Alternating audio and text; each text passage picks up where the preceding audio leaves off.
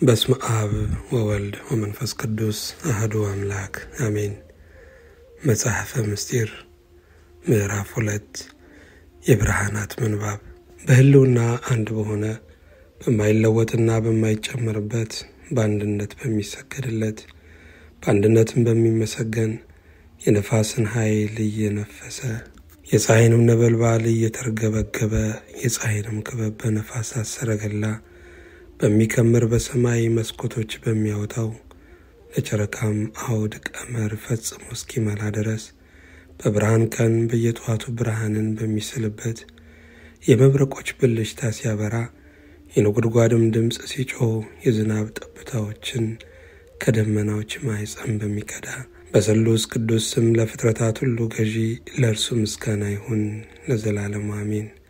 እንግዲህ አብና ወልድ መንፈስ ቅዱስም ለየራሳቸው ናቸው ያለ የአቡሪዮስን ተግሳጽ እንጽፋለን።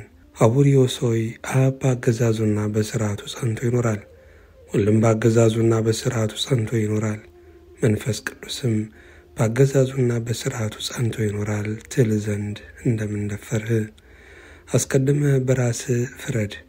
የሥላሴ ሥራ 3 ከሆነ ማን ፈጠረ? ማንስ አበጀ? አብ ራሴን ፈጠረው፣ ወልድም እጄንም አበጀው፣ መንፈስ ቅዱስም እግሬን አጸናው ትላለህን? እነሆ በመልክህ መለያየትን አደረግህ። ሁለተኛም አብ የሥጋዬ አምላክ ነው፣ ወልድም የነፍሴ አምላክ ነው፣ መንፈስ ቅዱስም የአጥንቶቼና የሥሮቼ አምላክ ነው ትላለህን? እነሆ የሥላሴን አንድነት እንደበተንህ ራስህን በተንህ። ዳግመኛም አብ ሰማያትን እንደፈጠረ ወልድም ምድርንም እንደፈጠረ መንፈስ ቅዱስም ባሕርን እንዳቆመ ትናገራለህን? ይህንንስ ካልህ የጠንቋዮች ትምህርት ማኅበርተኛ ሆንህ። የአረማውያን ነገሥታት የእግዚአብሔርን ቅዱስ ጊዮርጊስን ጊዮርጊስ ሆይ አጵሎን ሰማያትን ፈጠረ፣ ሄራቅሊስም ምድርንም እንደሠራ፣ ሰክማንድሮስና አቴናም ፀሐይን እንደፈጠሩ፣ አረዌውስና ሶፎ ባሕርን እንዳቆሙ እወቅ አሉት። እነሆ የዝንጎችን ትምህርት የምትከተል ሆንህ። የሥላሴንም አንድነት እንደ አሕዛብ አማልክት ከፈልኸው። ሰብልያኖስ ባለማወቅ ሥላሴን ከላከለ፣ አንተም ባለማስተዋል ሥላሴን ትበትናለህ። ሰብልያኖስ ከእስላሞች ጋር በሥርዓት ተባበረ፣ አንተም ጣዖት ከሚያመልኩ ጋር በሥርዓት ተባበርህ። አማልክቶቻቸው ብዙ ለሆኑት አጋንንቶቻቸውም ብዙ ናቸው። ሰብልያኖስን የከበረች ኦሪት እግዚአብሔርም አለ ሰውን በመልካችን እንደ ምሳሌያችን እንፍጠር አለ ብላ በተናገረች ጊዜ ዘለፈችው። አንተም እስራኤል ሆይ ስማ፣ አምላክ አንድ ነው፣ 2 ወይም 3 አይደለም ብላ በተናገረች ጊዜ ዘለፈች።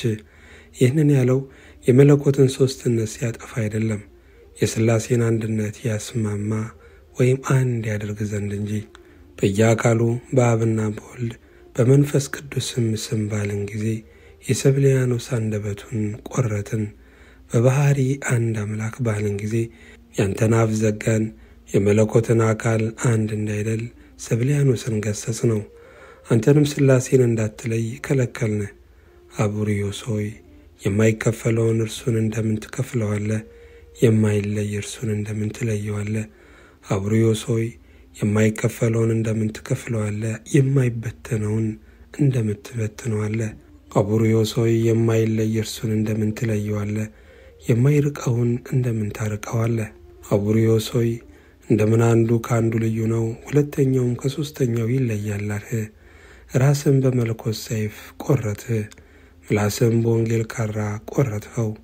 አብና ወልድ መንፈስ ቅዱስንም እንደ እሳትና ነፋስ እንደ ውሃ ናቸው ትላለህን? እሳትም ካልሃቸው የምእመናንን የኀጢአታቸውን እሾህ የሚያቃጥል አንድ የሕይወት እሳት ናቸው። በነፋስም ብትመስላቸው አካላቸው የማይዳሰስ አንድ መንፈስ ናቸው። በቀላይ ብትመስላቸው በስሙ የተጠመቅን አንድ የምሕረት ባሕር ነው። አንዱም የሚያቃጥል አንዱም የሚቀዘቅዝ አንዱም እርጥበት ባለው በጠቀስነው 3 ጠባያት ባሕሪ የሥላሴን ሥርዓት አታስብ። አብ የማይጠልቅ ፀሐይ እንደሆነ ወልድም ዘወትር በቅዱሳን ላይ የሚያበራ ፀሐይ ነው።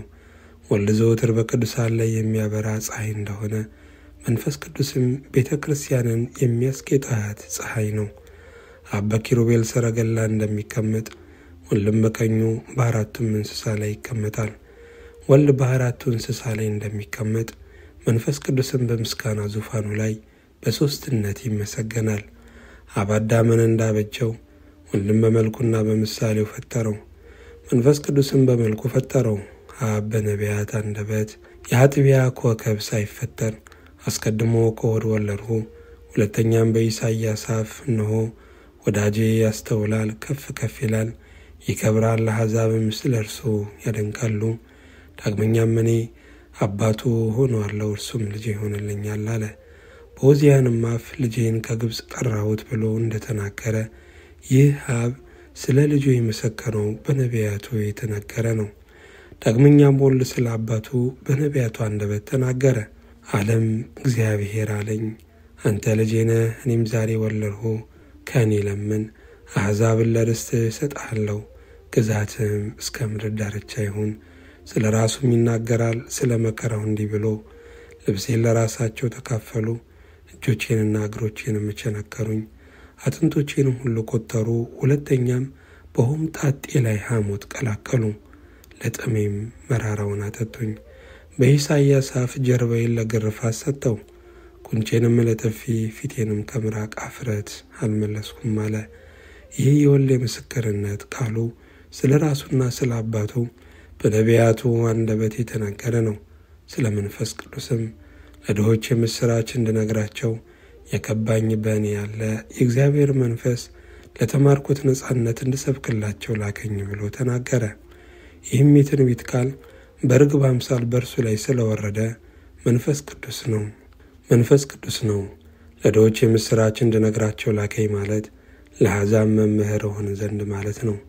በቀደመው ዘመን አሕዛብ ከእግዚአብሔር ቃል የደህዩ ለኦሪትም ሕግ መጻተኞች ናቸውና ለምርኮኞች ነጻነትን ሰብክ ዘንድ ማለት እግዚአብሔርን ከማምለክ ጣዖትን ወደ ማምለክ ለተማረኩት ነው። ዳግመኛም ስለ መንፈስ ቅዱስ በወንዶች አገልጋዮችና በሴቶች አገልጋዮች ላይ በሥጋ ለባሽ ሁሉ ላይ ከመንፈስ ያፈሳለሁ። በላይ በሰማይ ምልክት እሰጣለሁ፣ በታች በምድርም ድንቅ የሆነውን። ይህም ኢዩኤል የተናገረው የትንቢት ቃል በጽርሐ ጽዮን በሐዋርያት በኢየሱስ እናት ላይ በተከተሉትና በገንዘባቸው ባገለገሉት ሴቶች ላይ ስለወረደ ስለ መንፈስ ቅዱስ ነው። መንፈስ ቅዱስም በነቢያት አፍ እኔ የነቢያትን ራእይ አበዛለሁ፣ በነቢያትም እጅ ተመሰልሁ ብሎ ተናገረ። ዳግመኛም ሕጌም በልባቸው አኖራለሁ፣ በደረታቸውም እጽፈዋለሁ፣ እነርሱም ሕዝቤ ይሆናሉ፣ እኔም አምላካቸው ሆናለሁ አለ። ሁለተኛም በኢሳይያስ አፍ ወደ ገርና ትሑት ጭምትም ወደ ሆነው ከቃሌም የተነሳ ወደሚንቀጠቀጠው ካልሆነ በቀር በማን ላይ አርፋለሁ አለ። ይህንንስ ነገር ስለ ራሱ ተናገረ። ስለ አብም እግዚአብሔርን ፈልጉት፣ ካገኛችሁትም ጥሩት፣ ወደ እርሱም ከቀረባችሁ ኃጢአተኛው መንገዱን ይተው፣ አመፀኛውም ሰው ምክሩንም ይተው አለ። ሁለተኛም ቅዱሳኑ ሁላችሁ እግዚአብሔርን ፍሩት፣ የሚፈሩት ችግር የለባቸውምና አለ። ስለ ወልድ በእግዚአብሔር ስም የሚመጣ የተባረከ ነው አለ። ሁለተኛም እግዚአብሔር ከቴማን ይመጣል፣ ቅዱሱም ከፋራን ተራሮች፣ ክብሩ ሰማያትን ከደነ፣ ምስጋናው ምድርን መላ አለ። ዳግመኛም እንደ ጠል በጸምር ላይ በምድርም ላይ እንደሚንጠባጠብ ነጠብጣብ ወረደ። በኢሳይያስም አፍ እንደ በግ ሊታረድ መጣ። በመከራው ሰዓት በሸላቾቹ ፊት እንደማይናገር በግ እንዲሁ አፉን አልከፈተም። ነፍሱን ይወስዷታልና ልደቱንም አያውቋትምና በሕዝቤ ኃጢአት እስከ ሞት ደረሰ አለ። ስለ ትንሣኤውም ከእንቅልፍ እንደሚነቃ የወይን ስካርም እንደተወው ብርቱ ሰው እግዚአብሔር ተነሣ አለ። ስለ እርገቱም አለ ምድርን የሚገዛት ከፍ ከፍ አለ። እነሆ ሦስቱን በየህልውናው የነገረ መንገድ እያሳየ በነቢያቱ አፍ ተናገረ። አብና ወልድ መንፈስ ቅዱስም ለየራሳቸው ናቸው የምትል አቡርዮስ ሆይ እፈር። ጆሮ ሳለህ የደነቆርህ ሆይ ጌታችን በወንጌል እኔን ያየ አባቴን አይቷል ያለውን ስማ። እነሆ አንድ ክብረ መልክ ናቸው። ሁለተኛም እኔና አብ አንድ ነን አለ። አንድ ለሁና እነሆ ሁለተኛም አብ ሕያው እንደሆነ እኔም ስለ አብ ሕያው ነኝ አለ። አንድ ሕይወትም ይህዋ። ዳግመኛም አብን በስሜ የምትለምኑት ቢኖር አብ በልጁ እንዲመሰገን እርሱ ያደርግላችኋል። በአባቴም ስም ብትለምኑኝ አደርግላችኋለሁ አለ። እነሆ አንድ ፈቃድ። ዳግመኛም እኔም አባታችሁ ነኝ አለ። ስለ መንፈስ ቅዱስም ከውሃና ከመንፈስ ቅዱስ ያልተወለደ ወደ መንግሥተ ሰማያት መግባት አይችልም አለ። እነሆ አንድ መውለድ። ዳግመኛም አብ ሙታንን እንደሚያስነሳቸው ሕይወትንም እንደሚሰጣቸው እንዲሁ ወልድም ለወደደው ሕይወትን ይሰጣል። አንድ ሥልጣን እነሆ። ሁለተኛም ለአባቴ ያለው ሁሉ የኔ ነው አለ። አባቱንም የኔ የሆነው ሁሉ ያንተ ነው፣ ያንተም የሆነው ሁሉ የኔ ነው አለው። አንድ ጌትነት እነሆ። ዳግመኛም አብ እንደሚያውቀኝ እኔም አብን አውቀዋለሁ አለ። እነሆ አንድ እውቀት። ዳግመኛም የላከኝ አብ ካልሳበው በቀር ወደ እኔ ሊመጣ የሚችል የለም። በሌላም ስፍራ በእኔ በኩል ካልሆነ በቀር ወደ አብ መምጣት የሚቻለው የለም አለ። እነሆ አንድ መጥራት። ሁለተኛም አይሁድን እኔን አታውቁኝም፣ አባቴንም አታውቁትም። እኔንስ ብታውቁኝ አባቴን ባወቃችሁት ነበር አለ። እነሆ አንድ ማሳወቅ። ሁለተኛም እኔ የላኩትን የተቀበለው እኔን ተቀበለ፣ እኔንም የተቀበለ የላከኝን ተቀበለው አለ። እነሆ አንድ መቀበል። ዳግመኛም የሰው ልጅ ከፍ ከፍ ባለ ጊዜ ያን ጊዜ እኔ እንደሆንሁ ታውቃላችሁ። ከራሴ አቅንቼ አልናገርም፣ አብ እንዳስተማረኝ እንዲሁ አስተምራለሁ። የላከኝ ከኔ ጋር አለ፣ አብ ብቻዬን አይተወኝም፣ እኔ ፈቃዱን አደርጋለሁና አለ። አንድ ትምህርት እነሆ። ሁለተኛም ደቀ መዛሙርቱን ያን ጊዜ እኔ በአብ እንዳለው አብን በእኔ እንዳለ እናንተም በእኔ እኔም በእናንተ እንዳለው ታውቃላችሁ አላቸው። ነው አንድ መዋሃድ። ዳግመኛም ስለ ደቀ መዛሙርቱ እየማለደ አባቴ በእኔ እንዳለ እኔም በአንተ እንዳለው እነርሱም እንደኛ በእኛ አንድ ይሁኑ፣ አንተ እንደላከኝ ዓለም ሁሉ ያምን ዘንድ አለ። አንድ አንድነት እነሆ። ሁለተኛም ደቀ መዛሙርቱን እናንተን የሰማ እኔን ሰማ፣ እኔንም የሰማ የላከኝን ሰማው አላቸው። እነሆ አንድ ማሳመን። እንግዲህስ ስለ አብና ስለ ወልድ አንድ መሆን ፈጸምን። ስለ መንፈስ ቅዱስም ይናገራል። የእግዚአብሔር ልጅ የእርሱን ሕልውና ከአባቱ ጋር ፈጽሞ እንዳያያዘ እንዲሁ ጳውሎስ የመንፈስ ቅዱስን ሕልውና ከአብና ከወልድ ጋር ፈጽሞ አያይዞታል። በመልእክቱ በላዩ ላይ ካደረ የሰው መንፈሱ በቀር የሰውን ሐሳቡን የሚያውቅ የለም። ለእኛ ግን የተሰወረውን የሚገልጥ የተሸሸገውን የሚመረምር የእግዚአብሔር መንፈስ አለን ያለውን ስማ። የእግዚአብሔር ሕሊና ማለት የተሰወረውን የሚያውቅ ማለት ነው። በወልድ የሌለው ሕሊና በአብ ላይ የለምና፣ በመንፈስ ቅዱስም ዘንድ የሌለ ሕሊና በወልድ የለምና፣ በአንድነት ያስባሉና መለኮታቸውም አንዲት ናትና። ዳግመኛም ጳውሎስ በመንፈስ ቅዱስ ካልሆነ በቀር ኢየሱስ ክርስቶስ ጌታ ነው ማለትን የሚችል የለም አለ። በቤልዜቡልም ካልሆነ በቀር ኢየሱስ ክርስቶስን ውጉዝ የሚል የለም። የጸጋ ድርሻ ዕድል ፈንታ ለዚህ አንድ መንፈስ ቅዱስ አለው። የማገልገል ድርሻ ዕድል ፈንታ ለዚህ አንድ ጌታ አለው። የበጎ ሥራም ድርሻ ዕድል ፈንታ ለዚህ በሁሉ ዘንድ ሁሉን የሚያደርግ አምላክ አለው። ለእያንዳንዱ ጸጋው የተለያየ ነውና። ጌታም በወንጌል የምነግራችሁ ብዙ ነገር አለኝ፣ ነገር ግን ዛሬ ልትሸከሙት አትችሉም። የእውነት መንፈስ መጥቶ እርሱ በጽድቅ ሁሉ ይመራችኋል፣ ከራሱ የሆነውን አይነግራችሁምና የሰማውን ይናገራል እንጂ የሚመጣውንም ፈጽሞ ይነግራችኋል። እኔንም ያከብረኛል፣ ከእኔ ተቀብሎም ይነግራችኋልና ሁሉንም ይገልጥላችኋልና። አንተ ሰነፍ እወቅ፣ ከእኔ ተቀብሎ ሁሉን ይነግራችኋል ባለ ጊዜ የወልድ ቃል የጰራቅሊጦስ የትምህርቱ ቃል እንደሆነ ያመለክታል። ስለ አባቱም በአባቴ ዘንድ የሰማሁትን ሁሉ አለ። ስለ መንፈስ ቅዱስም ከእኔ ተቀብሎ ይነግራችኋል፣ ሁሉንም ያሳስባችኋል አለ። እነሆ የሥላሴ አንድነት በአንዲት ሥርዓት ነው። በማሰብና በመናገር መለያየት የለም፣ በመልክና በብርሃንም መለዋወጥ የለም። ዝንጉ ሆይ በወልድ ዘንድ የሌለ ጌትነት በአብ ዘንድ እንደሌለ፣ በመንፈስ ቅዱስም የሌለ ጌትነት በወልድ ዘንድ እንደሌለ ወቅ። የዝንጎች ሃይማኖታቸው መታሰቢያ በእግዚአብሔር ዘንድ አጸያፊ ነው፣ ስድብን የተመላ። የአንደበታቸው ቃል ጥምቀታቸውን ያረክሳታል፣ የትምህርታቸው ድምፅ ቤተ ክርስቲያንን ያውካታል፣ የእግራቸውን መመላለስ ምድርን ያረክሳታል። ሰብልያኖስ የመለኮትን አካል ቀላቀለ፣ አቡሪዮስም የሥላሴን አንድነት በተነ። ሁለቱም የገሃነም ልጆች የፍዳም ቦታ የተቀበሏት ሆኑ። በሃይማኖታቸውም የሚያምነውን ወደ ቤት አታስገባው፣ ፈጽመም ሰላም አትበለው። እንዳይገፈትርህ ወደ ገደልም እንዳትገባ ረግረግም እንዳይወጥህ ከጠላት ጋር አፋፍ ላይ አትቀመጥ። እንዳያስት ተኩላን ጓደኛ አታድርገው። ክፉ እንዳያደርግብህ እባብን በወገብህ አትታጠቅ።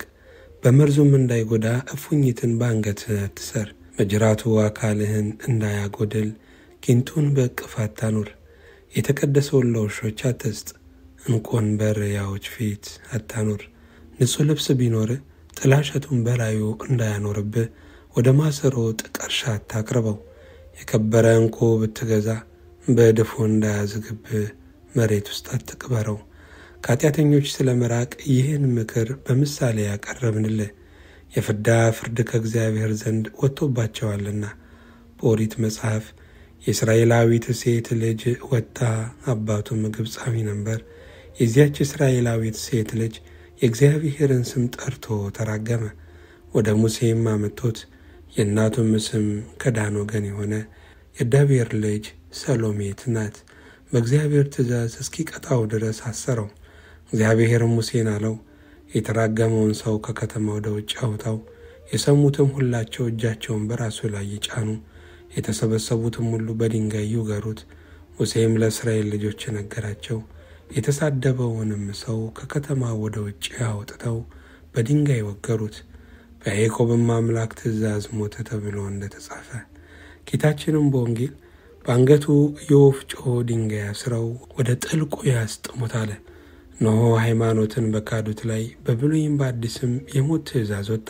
በነቢይም ስለ ሃይማኖት ቅናት ማረሻችሁን ጎራዴ አሰሩት፣ ማጨዳችሁንም ጦር አድርጋችሁ አሰሩት። ገራገሩ ጠበኛ ይሁን፣ ደካማውም እኔ ብርቱ ነኝ ይበል ብሎ ተናገረ። ዳዊትም አቤቱ ጠላቶችህን ጠላው፣ ስለ ጠላትህም ማሰንሁ፣ ፈጽሞ መጥላትንም ጠላዋቸው፣ ጠላቶችም ሆኑኝ አለ። የሐዋርያት አለቃ ጴጥሮስም ቀለሜንጦስን ፍጽምት ስለምትሆን ሃይማኖት ሰይፍህን መዝዘህ በኢየሱስ ክርስቶስ የማያምኑትን ከሃዲዎችና ጨካኞች በብረት ሰይፍ ተዋጋ አለው። ሁለተኛም ሶሎሞን ዝንጎችን ከንጉሥ ፊት አርቅ፣ ዙፋኑም ንጹሕ ይሆናል አለ። ከሐዋርያት የተቀበሉትን አምልኮ እግዚአብሔርን የረሱ ሃይማኖትን የካዱ ካልሆነ በቀር ዝንጉ ማን ነው? ለንጉሥም ስለ ሃይማኖት ቅናት መታገስ አይገባውም። ባሪዮስ መሰደድ ምክንያት 318 ሊቃውንት ስለሆኑ የኒቅያ ማኅበርተኞች ጉባኤያቸው ቆስጠንጢኖስ ተመሰገነ። ከእርሱ እንዳንዱ ሆኖ ሳያውቁት ክርስቶስ በመካከላቸው ተገኝቷልና። ቆስጠንጢኖስ ለልጅ ልጅ የሚሆን የምስጋና መታሰቢያ ለራሱ አቆመ። በዘመኑ የቀናች ሃይማኖት ተሰርታለችና። በዘመኑም የክርስቶስ መስቀል ተገልጦ የካህዲዎች ማዕበልም ቆሟልና። የመናፍቃንም ሞገድ መነሳት ጸጥ ብሏልና። የቤተ ክርስቲያንም የመርከቡ አለቃ በእውነት ቆሟልና። እኒሁም በኢየሱስ ክርስቶስ ትንፋሽ የተቀደሱ ኤጲስቆጶሳት ናቸው። በዘመኑ ስለተደረገ የማኅበር ሥርዓት የቆስጠንጢኖስ መንግሥት የተወሰደች እንደሆነች ታስሮስና ዲድሮስ የወጠኗትን የንስጥሮስን ሃይማኖት የወደደ የሮም ንጉሥ የመርቅያን መንግሥት የተወቀሰች ሆነች። እግዚአብሔርም የንስጥሮስን ሞት በማፋጠን የዚያችን ሃይማኖት መጽናት ከለከለው። ከዚያም በኋላ ወደ ሊዮን ሃይማኖት ተመለሰ። ለዚያችም ሃይማኖት የኒቅያ ማኅበር እጥፍ እንድትሆን በልቡ አስቦ 636 ኤጲስቆጶሳትን አቆመላት። ቀበሮች በዙ፣ ሃይማኖትም ጎደለች፣ ተኩላዎች በዙ፣ የሚስጥር በጎችም ተበተኑ፣ ሐሰትን የሚያስተምሩ በዙ። ከጉባኤያቸውም የመንፈስ ቅዱስ ጸጋ ተለየ።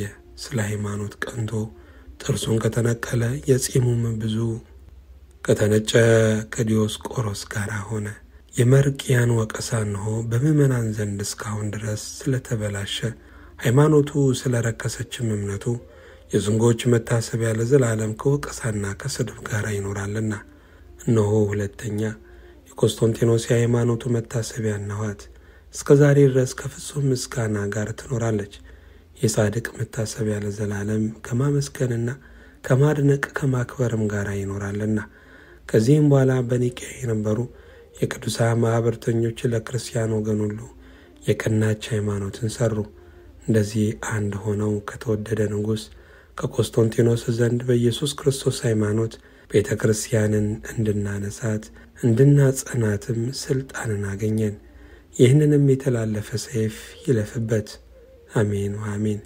የሰይጣን ደቀ መዝሙር አቡርዮስን ለመውቀስ የተጻፈች ድርሳን ተፈጸመች። ስለ ኃጢአቴ የተናኩ ስለ እምነቴ ግን ከናዝራውያን ወገን ስለ ጥምቀቴም የክርስቲያን ታላላቆች የሐዋርያት ልጅ የሆንሁ በሃይማኖት ዝናር የታጠቅኩ በሜሮን ቅባት የታተምሁ እኔ ምስኪን ጊዮርጊስ አጸብኋት። ለአብና ለወልድ ለመንፈስ ቅዱስ ምስጋና ይሁን ለዘላለሙ አሜን።